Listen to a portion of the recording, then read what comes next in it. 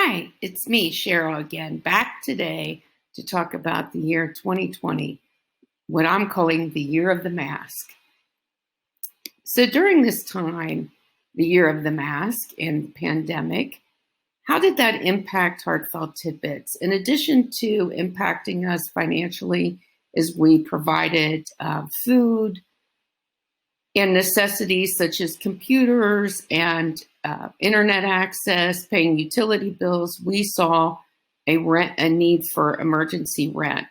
Typically, we had budgeted around $5,000 per year to handle emergency rent. Our cost went from $5,000 to $51,000 from March to July 20th, and July 2020, I should say, end of July. So thank goodness for the United Way and the Greater Cincinnati Foundation in supporting us to help cover this cost. Out of the 55 families that we supported during this time and are still continuing to support those who are not working yet, they were from 12 different countries. And during the pandemic, the weird thing happened to us in that, we weren't expecting to see any new arrivals because everything was locked down. But we welcomed 12 persons from detention centers at the border, 12 single individuals, not typically what we would see, right? We're used to seeing couples or families, maybe a few single folks coming on their own, but generally never at this volume that we saw. So why were we seeing people from the detention centers? Well, the living conditions inside the detention centers, if you have not heard, there's overcrowdedness, and due to it being too crowded, what happens is if there's a case of COVID, it spreads rapidly, people's lives are at risk, medical care is lacking, funding. So there was some concern in sites where COVID was in existence to try to release those who had potential asylum cases quickly so that they could move on to the next city.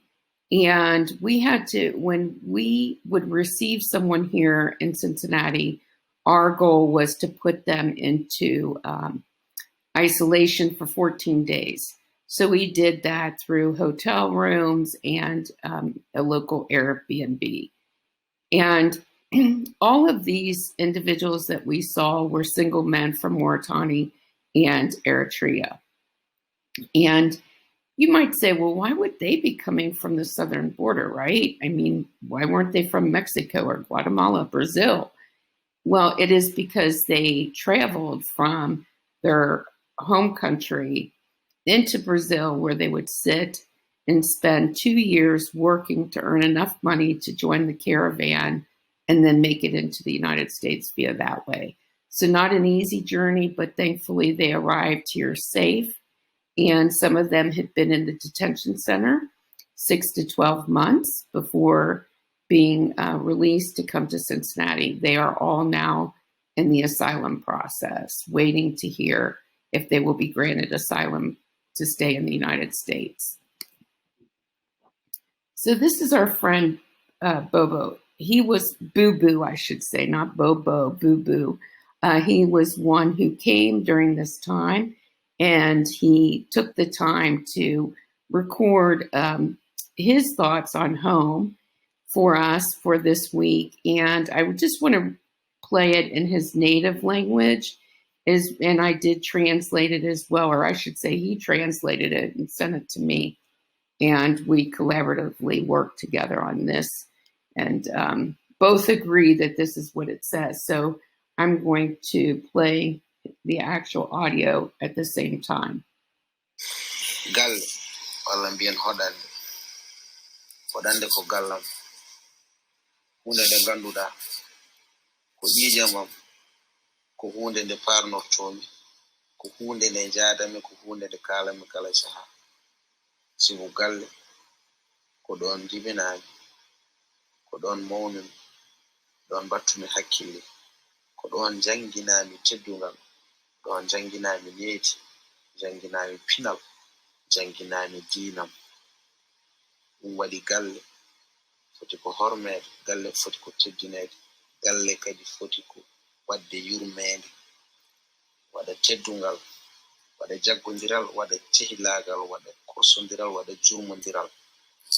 So mbi galle noon, ɓe wiye ko ɗon jinnaɓam ngoni, waɗɓe sababu ngurdamam, sababu andeedemi, sababu naneedemi, sababu yiyeedemi e kala e nokkuuji. Ɗum ɗo fof noddi ko galle, wala noddi ko haɗani.